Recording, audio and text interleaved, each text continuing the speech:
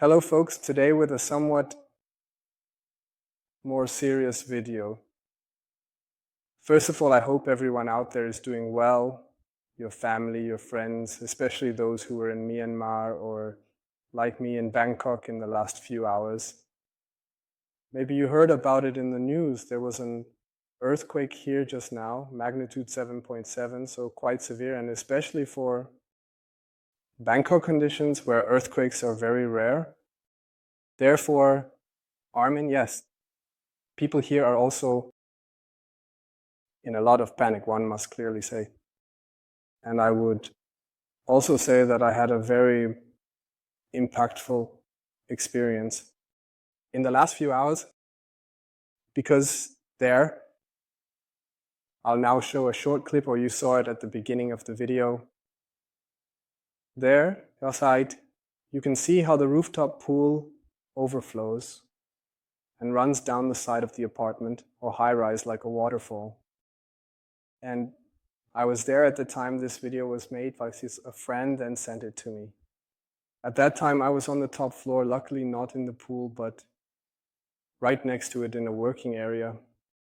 And the water also flowed directly into the working area where it normally shouldn't have reached. So you can already tell how strong this tremor was.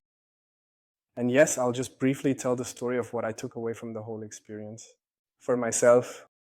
And I would honestly describe it as a near-death experience. At least the few minutes I'm about to talk about afterwards. You only realize what is happening at that moment. It was about 4 or 5 hours ago when I'm recording this video. Now I've calmed down a bit again. I went up to the working area because I had something to discuss with a business partner, and we sat down, chatted for about 5 minutes, both sitting in the armchair. Suddenly, we looked at each other strangely. Something was odd. I thought I was having a stroke or something because everything was somehow spinning. And after 10 seconds, we both realized something isn't right here because it doesn't stop, and we both get the same feeling. And then we look around and already hear strange noises. It was the pool above that started to slosh. And yes, that's when it started, with the not so pleasant feeling, I'll just call it that, because you just don't know what's happening right now. And yes, in addition to that, this is not a criticism of the staff. They were also in panic. I don't blame them, but in the panic, they couldn't tell us in English where the emergency exit is, so we could run down the stairs.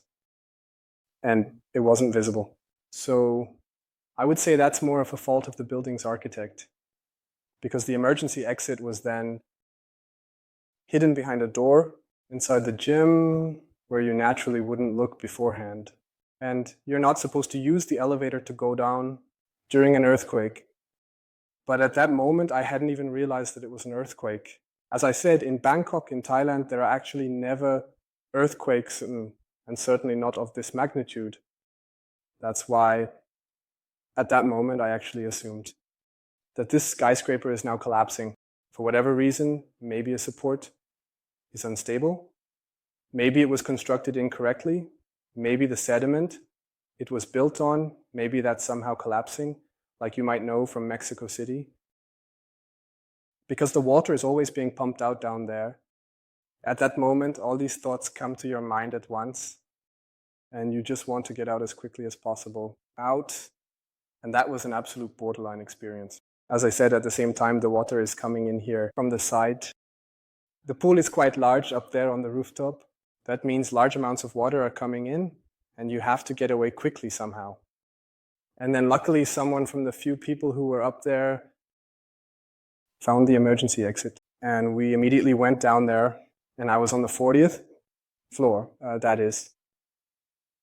Anyone who has ever run down 40 floors, I think I wouldn't be able to make it up in one go.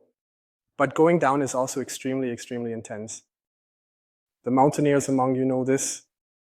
Going down is actually harder on your feet than going up.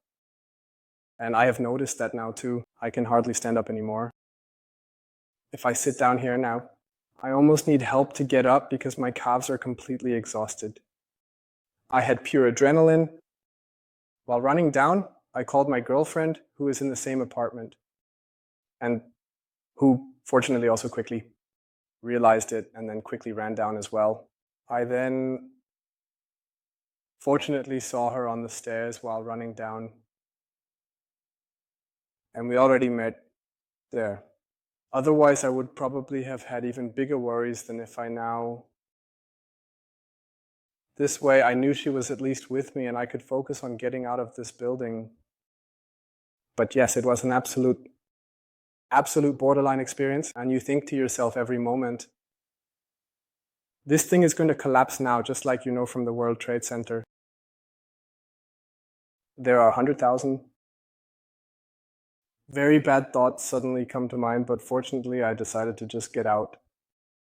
And then we'll see what happens next. Unfortunately, some people in Bangkok were hit very differently. There are videos of buildings that really collapse just like the World Trade Center, just as you know it. So that's really, really crazy. And luckily, both of us, my girlfriend and I, were extremely fortunate to come out of it unscathed. I am now back in the same building. They have already checked everything, the structure, etc. And everything should be in the green zone. An aftershock was also expected, but fortunately it didn't happen. But yes, what do I take away from all of this? First of all, in addition to the video from last time where I talked about this Indian who has completely different problems in life, and we in Europe tend to focus on unimportant things. In addition to this thoughts, I now have the right one. Let me put it this way. I will get up tomorrow and hopefully I will keep this thought every day from now on. I will get up tomorrow and I will simply be grateful. As silly as it may sound now, as philosophical as it may sound, I will be grateful that I am allowed to be alive, that I am doing well, that the people around me who are important to me are doing well. That is the most important thing. And in that moment, you think only about very few people or very few things. And these things that swirl through your mind in such extreme moments, these are the things that are truly important in your life. And everything else is actually hardly of any concern. You don't think about stock prices, any money issues, problems at work, stress, or anything else you might have. You only think about the well-being of the people who are important to you. And interestingly enough, not even so much about your own well-being. That comes second. And I just want to share this with everyone out there. This is something so important. Exactly. I hope this was a brief update from me. I hope you still enjoyed it. I have decided to provide weekly updates. So now here's an update. I'll call it an emergency update. But in the future, it will focus much more on personal development. It will be about the people I've met here and various topics that you can write in the comments. I would be very happy about that. I will diligently comment under all the comments you write. So I will respond to everything you send me. I'm really looking forward to it. And yes, so I'm coming out of this extreme experience with a positive thought. Fortunately, because I was lucky in misfortune. And my thoughts are with all those who have lost any family members, relatives, etc. Lost because some people have died today. Unfortunately.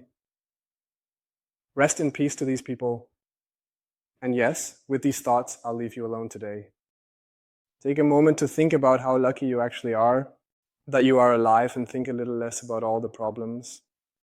And as silly as it always sounds, people say, live every day as if it were your last. But it is the right statement and the only statement that truly matters.